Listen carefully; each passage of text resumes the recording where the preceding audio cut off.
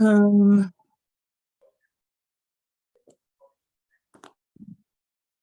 I'm going to feel a lot of pressure to ask good questions, Deborah. well, let's just assume that it's for the benefit of the people who are going to watch the video. Okay. Which I hope includes a lot of people. Maybe we should have canceled because of Memorial Day, but it's going to be tough making it to the end of the chapter before summer break either way. So Sure. That's what it is. And tonight's material, at least some of it, is kind of icky, so bear with me, I guess. Great.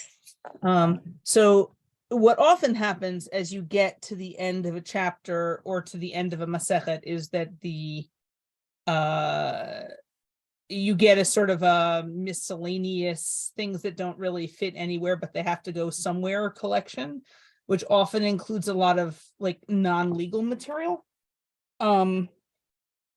So that's where we're headed for the rest of the chapter. I don't think there's anything legal left in the chapter at this point. Okay, so this is part 25 of our series on the 8th chapter of Bava Kama. And we are going to spend the entire class on 92a. We will get almost to the end of the page, and then we'll finish it and do the next page next week. Okay, so we had just learned a Mishnah about asking, among other things, asking forgiveness in addition to paying. But the Breita that the Gemara starts with seems actually to be referring back to the previous Mishnah, which is not terribly surprising because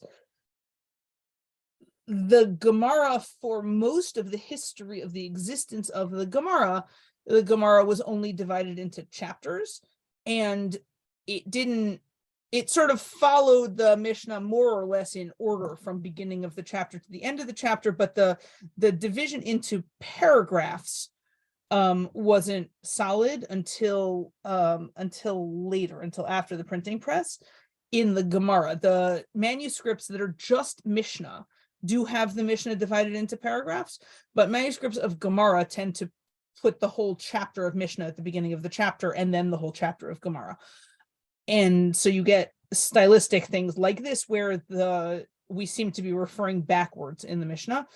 And the thing is that our topic is more closely connected with the most recent bit of the Mishnah, but the Breita is specifically responding to an earlier piece of the Mishnah. So it's not even, I don't know where I would have put it had I been in charge. Okay, so we start with this Breita, as I said, which seems to be responding to the place in the Mishnah a couple of months ago that we saw where we had a price list of if you spit at somebody, you pay this much. If you slap somebody, you pay that much. If you rip a woman's head covering off in the marketplace, you pay this other amount. And this Breita seems to be directly responding to that price list. So Tana Rabbanan, Kol Elu She'amru D'mei Boshto. So it says all of the things that are the prices that are listed in the Mishnah are only payments for the boshet, specifically for the emotional damage, emotional pain. Aval Tse'aro, but as for the tsar, the physical pain, Afilu Hevi Kol Elei Nivayot Sheba'olam Ein Nimchal Lo Ad Shiva Kesh Miben. Okay, but for the physical pain, even if he brought all of the rams of Nivayot, and that is an image lifted from the book of Yeshaya, in which in Yeshaya, bringing all the rams of Nivayot is an image of sacrificing like this absurdly enormous number of animals. And here, I think, although we're using the imagery, what we really mean is paying an infinite amount of money to a human. But even were you to give him all of the rams, still it would not be forgiven unless you asked for forgiveness. Shneimar, Hashev Eshet Ha'ish ki navihu v'yitpalel ba'adcha. As it says in Bereshit, chapter 20, return the wife of the man because he is a prophet and he will pray for you. So in the 20th chapter of Breshit, Avraham and Sarah had wandered into Plishti territory, and they try to pull the same trick that they did in Egypt, where Sarah and Avraham both say that Sarah is Avraham's sister. And it has the same predictable negative result that it had in Egypt, which is to say that the local king has her kidnapped and taken into his harem as a wife, which she must have been extraordinarily unusually youthful looking and beautiful, since I don't know exactly how old she is in either of these scenes, but she's 65 already when they get to the land of Canaan, and she's 91 when Yitzchak is born, so somewhere in between those two ages, but she's not in the age demographic you would usually expect for somebody who gets kidnapped and taken into the king's harem. But she does. And God comes to Avimelech in a dream, and he says, "You're a dead man because you kidnapped a married woman." And Avimelech says, "Well, that doesn't seem fair." So God tells him to return Sarah, and Abraham will pray for him, and then he'll be forgiven. So we are using that as a model. It's not going to be enough. If Avimelech wants to be forgiven for the thing that he did, it's not going to be enough for him to undo it by giving Sarah back to Avraham, by freeing Sarah. And in fairness to Avimelech, I'm using some rather caveman-like language here, but in fairness to Avimelech himself, unlike Paro, he does personally apologize directly to Sarah. He does actually treat her as a person. In any case, it's not going to be enough for him to unkidnap her. He is also going to have to be prayed for, and presumably in order to be prayed for, he's going to have to be forgiven. And so in order to, if you committed a wrong against a person, in order to be forgiven, you need to get the other person to want you to be forgiven. Right? They need to forgive you themselves, and they need to be willing to pray to God that God should forgive you as well. Okay, but the Gemara says, wait a minute. Wait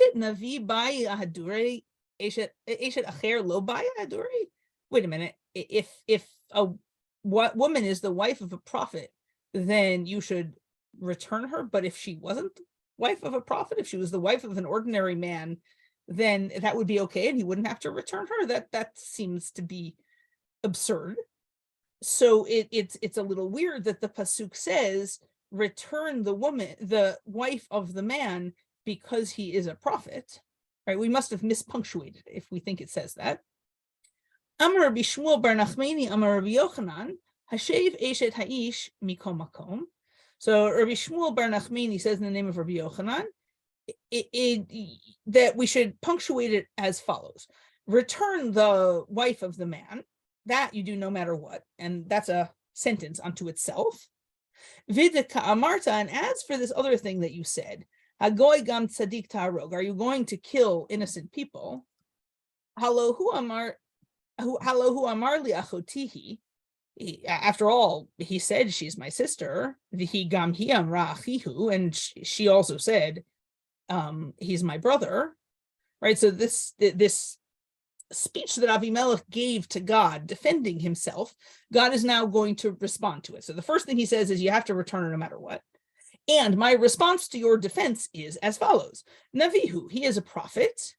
The Kfar Limaid, and in his capacity as a prophet, he has taught. Ooh, that is a mistranslation. It should say he has taught. Achsanai sheba le'ir, a guest who comes to a city, do we ask him about eating and drinking? Meaning, like, do we ask him whether he has access to food and drink? Or do we instead ask him about his wife? Is she your wife? Is she your sister? Right? Like, Avraham has been trying to teach people moral appropriate behavior in his capacity as a prophet. And one of the things apparently that he's been trying to teach is proper welcoming of guests, which we have not seen Avraham do yet at this point in the story. We will see that later at the beginning of. Is that true? No, we have seen it already once at this point in the story, and we will see it again. And the proper welcoming of guests involves asking them if they're okay and if they need anything, not trying to take their relatives away from them and inquiring whether they might be marriageable. That's just rude. In this case, it seems that God thinks it's criminally liable and he's going to kill him for it. But the crossover between criminally liable and bad manners seems to be rather significant here. In any case, so the reason why God is mentioning that Avram is a prophet is because it's relevant that part of his prophetic message has been that you don't ask guests if you can marry their relatives. Okay. Mikan leben Noach sheneharag shehaya lo lilmod v'lo lamad. And from here, we also learn another important principle, which is that even a Gentile, meaning even somebody who theoretically doesn't have an obligation to learn Torah, can be killed, right? They're liable to the death penalty for not following a law that they didn't know about because they should have learned it and they didn't, right? The ignorance is no excuse, and in fact, you're supposed to set out to find out what it is a person is supposed to do. You can't just say, well, I don't know what I'm supposed to do, so I'll do whatever I want and it won't be my problem. That's not an excuse, even among people who have not received the Torah. And at this point, nobody's received the Torah. But it's not, even if the information might not be easily available to you or indeed to anyone else, you are still supposed to be using whatever logical or contemplative tools might be available to you to figure out right and wrong. And you can't just claim ignorance. Okay. So now we're going to go off on a sort of unpleasant tangent, but bear with me. We just mentioned that Avimelech needs Avraham to pray for him because he and his family are in danger of dying. And now Avraham is going to pray, and then God is going to undo what he did to Avimelech's household, which was described. And let me give you the whole pasuk. So we're here in Bereshit 20, verse 18. Ki atzor atzar Hashem ba'ad kol rechem lebeit Avimelech al devar Sarah eshet Avraham. Because God had stopped up every womb in the house of Avimelech on the matter of Sarah, the wife of Avraham. And so it seems like God is undoing that and making people fertile again. Although the previous pasuk says that God had healed Avimelech and his wife. So it doesn't sound like it's only about wombs, because Avimelech presumably hasn't got a womb, being a guy. And so now we're gonna consider rather expansively what it might be that God had stopped up here. Okay, so I'm Rabbi Elazar. Rabbi Elazar said, Shtei atzirot halal lama. So Rabbi Elazar says, why does it say the word atzar twice here? Which the reason we usually give for that when we're not doing a close reading is just that the grammar of biblical Hebrew, when you are speaking emphatically, requires you to use both the infinitive and the conjugated form of a verb. And we see that all over Tanakh. In fact, the Aramaic in which the Gemara is written routinely does the same thing in Aramaic, so it would not have been remotely unfamiliar to the authors of the Gemara. They spoke that way in their own lives, and yet it provides an opportunity for an interpretive move, so we're going to use it. Okay, so why does it say the word atzar twice? Achat ba'ish shichat zera. So one the first atzar is for the man whose semen was apparently stopped. Shnayim be'isha shechvat zera v'leida, and a woman had two stoppages. One is that semen, reading this whole thing according to Rashi, can't come back out of her once it goes in, and leida, that she can't give birth. Right, so things can go into her body, but nothing can come back out, seems to be the message here. Which, at least an inability to give childbirth, if you have the ability to get pregnant and you're not able to give birth, that will, in the not distant future, be fatal. Right? That's a very serious matter indeed. As opposed to men here having their semen stopped, which just seems to be about infertility. It doesn't seem to be a dangerous thing. Okay, B'matnit, that's Rabbi Elazar. Now we have another version. B'matnita Tana. So now we have a different version from a Braita. Shtayim be'ish shechvat zera uktanim. So the man has two things stopped up, his semen and his urine. Now we're going back to things that could be potentially fatal, even for the guy. And I would think really very quickly. Shlosha be'isha shechvat zera v'ktanim v'leid. And the woman has three things stopped up. The semen can't come back out, and urine and birth are also stopped. So once you go this far into potentially dangerous, potentially fatal blockages, it becomes a lot harder to imagine how they all survived long enough for Avimelech to go to sleep and have a prophecy about returning Sarah and then wake up again. Like that, it seems like it really should have been killing people before that, but okay. Ravina expands further. Shalosh be'ish shechvat zera v'ktanim upi tabat. He says that we've got, the man is stopped up his semen and his urine, and presumably this means his feces when we say his anus. Although I translated it accurately. The first two items on the list are the substance, and the third item is the body part in the Hebrew as well. I don't know why it doesn't match up. Arba'a be'isha shechvat zera v'leida ktanim upi tabat. And for the woman, same things, except now we're adding childbirth as well. Okay. And then it said, Ba'ad kol rechem, every womb.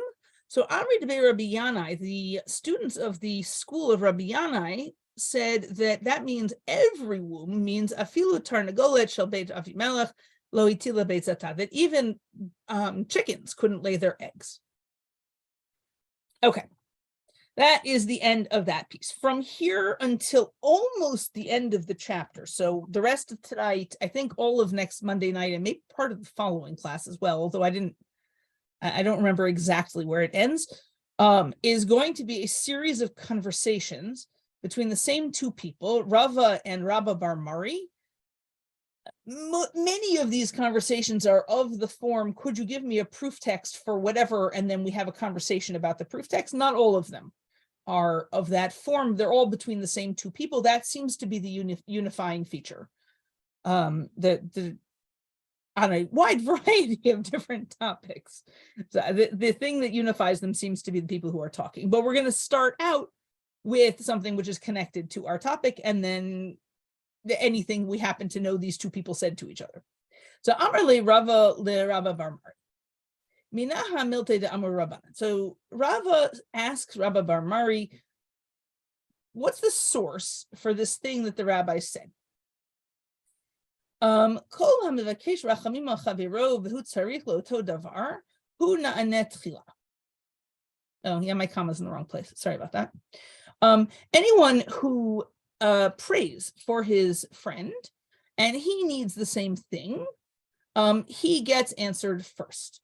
Right. So if I don't have any food to eat and my friend doesn't have any food to eat, and I pray to God, God, please let my friend have some food to eat, then it seems like God will, send me food and then my friend.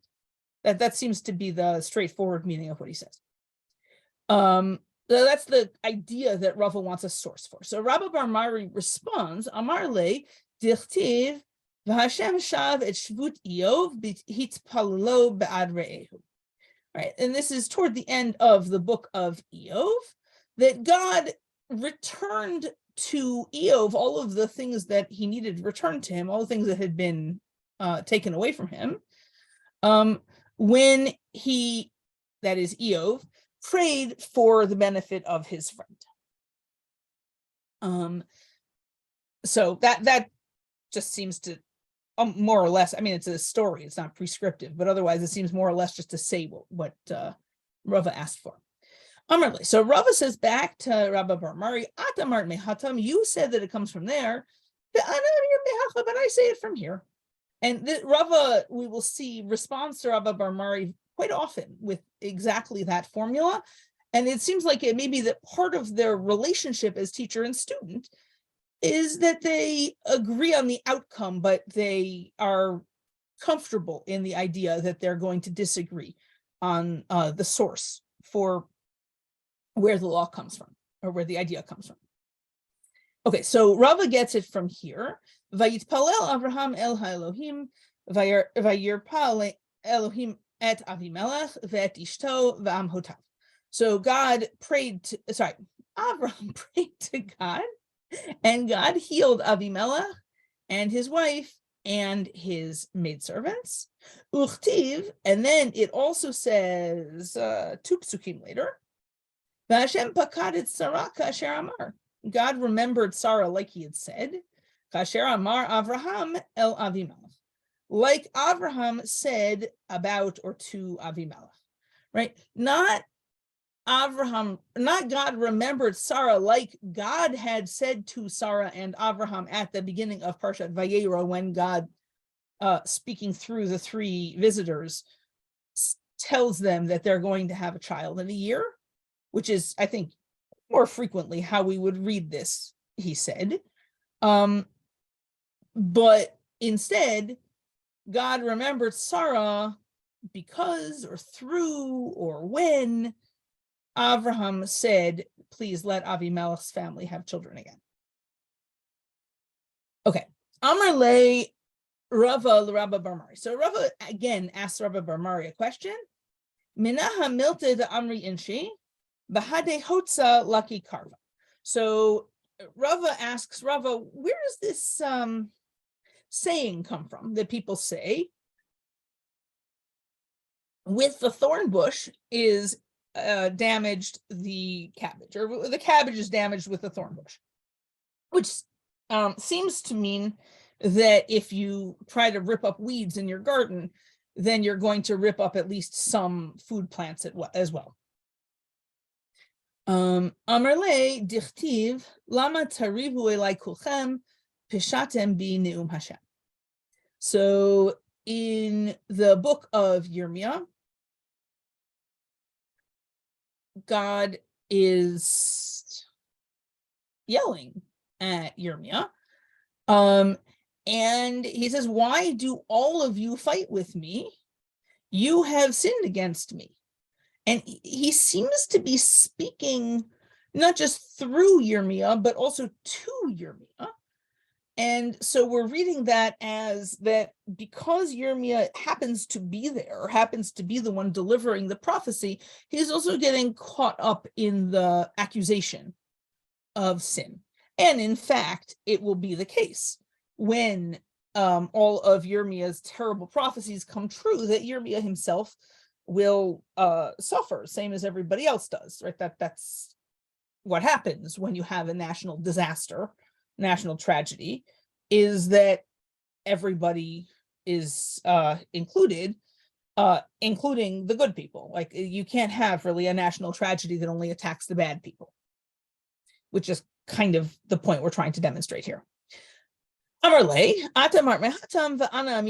So as usual, Rava says, well, you say it from there, but I say it from here. And here we have God speaking to Moshe, it would seem. Let's Shemot 16:28. Let's get some context. 16:28 is, right after the people go out and collect man on Shabbat, even though they're not supposed to.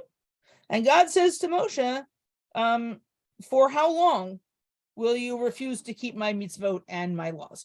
Which is an odd thing to say anyway, because they've only had a very limited set of laws for like a week.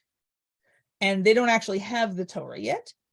But there's certainly a failure to cooperate, or a failure to understand, or a failure to pay attention, or something in one of those categories going on here. And it seems like God is accusing Moshe with all of the people. So this is another example of you can't attack just the people who you actually want to attack. You have to attack the whole group, including Moshe here, who is, it seems, not guilty. Okay. Amarle Rabba Bar Mari. So our next topic is Rabba asked Rabba Bar Mari, Ketiv umikse echav lakach chamisha anashim. So when Yosef's brothers come down to Egypt with their father and their families and whatever at the end of the whole drama of the famine,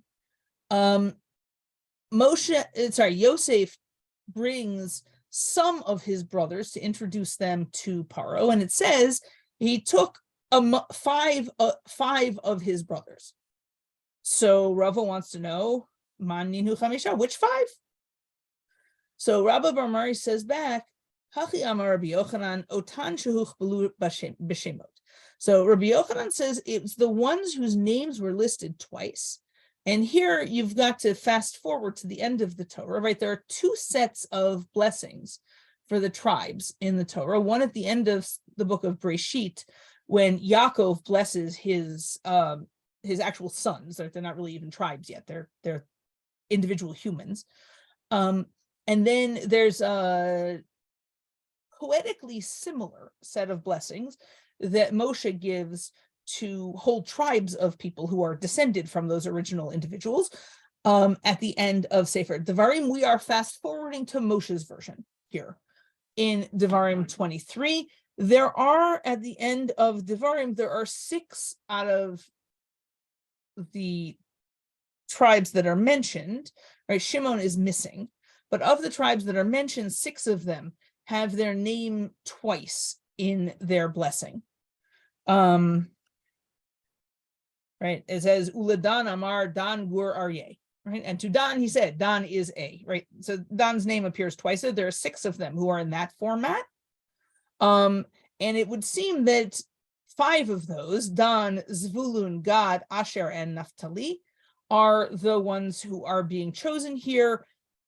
Presumably, Rashi assumes because they were the 5 least impressive brothers, and Yosef is hoping that Paro will kind of look at them and say, oh, okay, and move on, instead of, if Yosef presents him with people who look really competent and useful, that Paro might draft them into service doing something that might not be to their best interest. In any case, but the problem is, he said the ones that were whose names were doubled, and Rava says, but wait a minute, Yehuda Nami Ichpule Michpal. Yehuda's name was also doubled. And here in Ichpule Michpal, you can see this doubled construction of the verb, as I said, where the Aramaic of the Gemara actually looks a lot like the Hebrew of the Torah, which is why I know that they knew perfectly well that was just a normal grammatical construction. In any case, so what Rava is saying here is, that's nice that you have a category for me, but Yosef only presented 5 of his brothers, and there are 6 brothers who fit the description that you're presenting. So we have an extra one. Why is Yehuda's name also repeated? Amarle, so he said to him, it's repeated for its own thing. Now here you have to know that the Gemara assumes that when Moshe and the Jewish people and the Bnei Yisrael take Yosef's body with them when they leave Egypt, the Gemara assumes that although only Yosef's name is mentioned, in fact, all 12 brothers' bodies were taken with them. And so they're carrying around 12 ancient mummies with them, not one. Okay, so given that fact, we can now read this. The Amar Shmuel bar Nachmani Amar Rabbi Yochanan, because Shmuel bar Nachmani said in the name of Rabbi Yochanan, "My dichtiv Yechi Reuven v'al Yamot v'hi mitav mispar v'zot lihuda." Right, we just combined the end of one pasuk with the beginning of the next. Those, right, because pasuk vav, verse 6 actually says, Yechi Reuven v'al Yamot v'hi mitav mispar. Reuven will live, and he will not die, and his men will be numerous or numbered. Right. The question is whether having a number it means you have a big number or a small number. I seem to have translated it as few this morning when I typed this, so let's go with that. And then the beginning of the next pasuk is Vizot Yehuda, and this is for Yehuda. Vayomer Shema Hashem Kol Yehuda, and he said that God hear the voice of Yehuda, so that you can hear Yehuda's name being repeated. And we're going actually to be interested in the details of this blessing.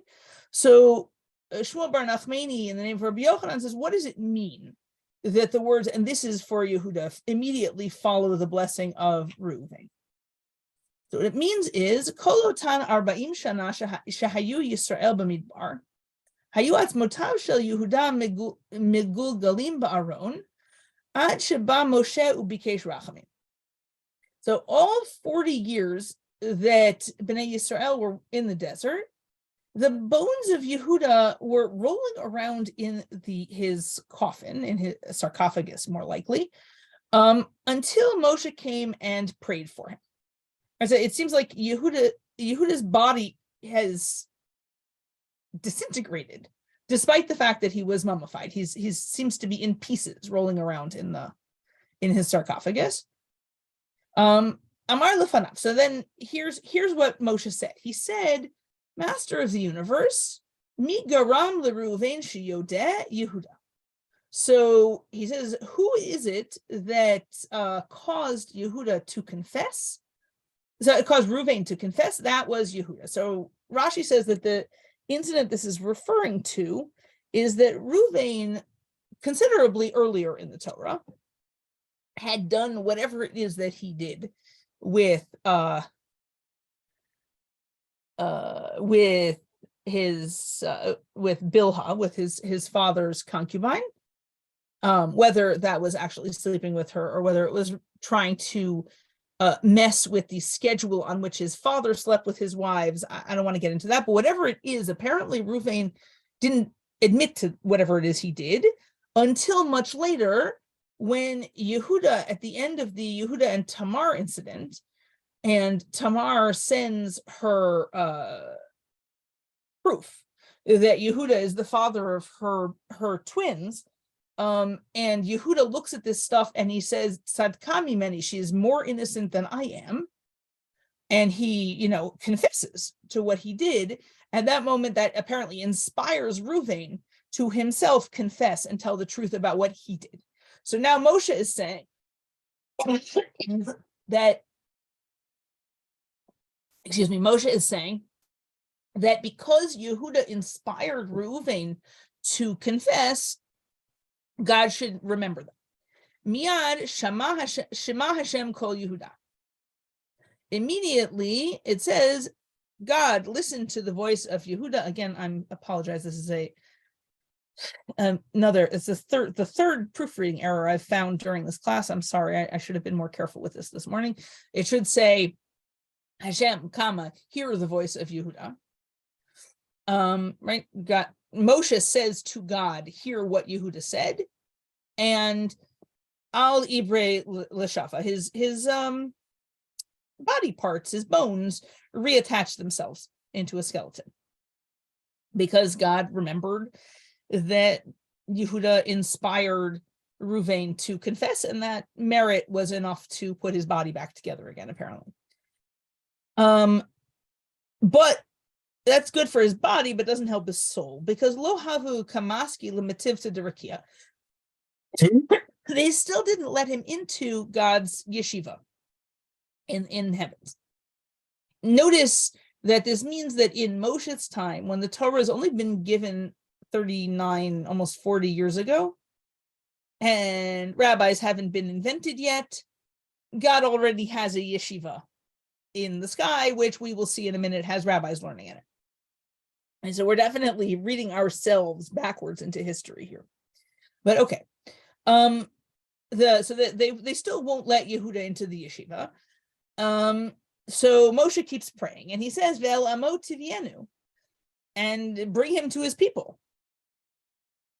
So then presumably they let him in, because now the problem is v'lo hava yada ma'ika amar rabbanan v'lo mishkal mitrach v'hadei rabbanan.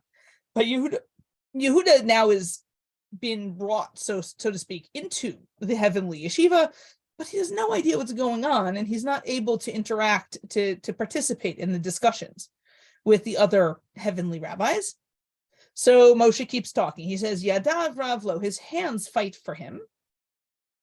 So apparently now he's able to participate in the conversation, but velo havasalikle shmaita liba dehilchata, he was still not able to draw halachic conclusions from the conversation. So Moshe keeps praying, and he says, V'ezer mitzarav tieh, he will be a help against his enemies. At which point, apparently, that's the end of the thing. Apparently, at that point, God allows Yehuda to fully participate. So I just want to point out a couple of things here. One of them is that we are assuming that Moshe's blessing at the end of Moshe's life, when he's talking to the tens of thousands of descendants of Yehuda, and he's blessing them, that what Moshe's actually talking about is not the tribe, but the individual person from 200 years ago. And this is not terribly unusual, that the identity of the person and the identity of the tribe get extremely blurry. That's one thing. Another thing is, it would seem that we are assuming that even for somebody who lived before the giving of the Torah and was presumably not a person who spent their time in yeshiva as a living person, it is still the case that we think of the ultimate in an excellent afterlife, being able to sit forever in a yeshiva environment. And by the way, if you can't fully participate in the conversations and you can't come all the way to the end of the conversation to be able to do your own analysis and draw your own conclusions, then you still haven't quite made it. And so it sounds like what we're doing here is we're allowing, as a form of afterlife, participation in learning that you couldn't possibly have had or known about or participated in as a living human. This has to be something which is being granted after death, even to people who didn't have it in life, because Yehuda can't possibly have had the Torah. Hadn't been given yet. He dies about 200 years before the Torah is given. And the last thing, again, is that we are working on this assumption that Yosef being brought and being buried in the land of Israel is an example, not an exclusive thing, that in fact all 11 of his brothers also got brought back and buried. It's just that because Yosef personally asked to be buried and he made them promise to bury him, he gets a special narrative about his burial, but of course it must have happened to the others as well. Okay, we will next week have many more conversations between Rava and Rabba Bar Mari about what the source is for this thing or that thing. But that is it for the evening. Are there questions?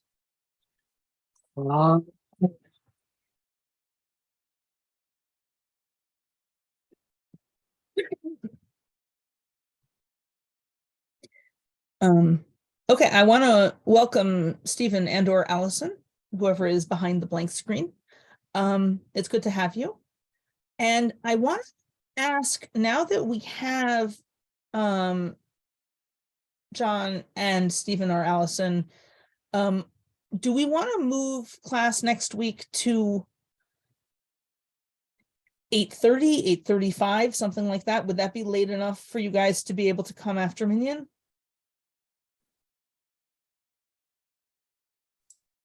My guess is Minion next week is going to be about 5 minutes later. So I made it probably at about 8:32 this evening.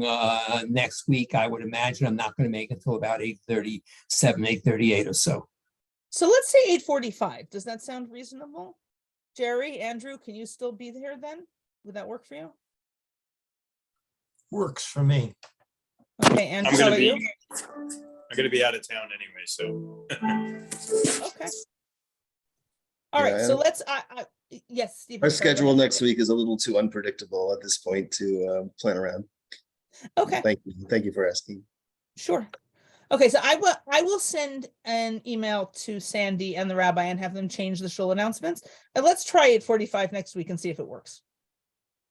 And in the meantime, the share is recording, so whoever missed the beginning can listen to the whoever missed the beginning can listen to it. I will send out a YouTube link once I get one. Thank you. You're welcome. Have a wonderful night. Have a wonderful week. I'll see you guys next week. Next week. Thank you. Okay. Thank you. Bye. Good night. Good night.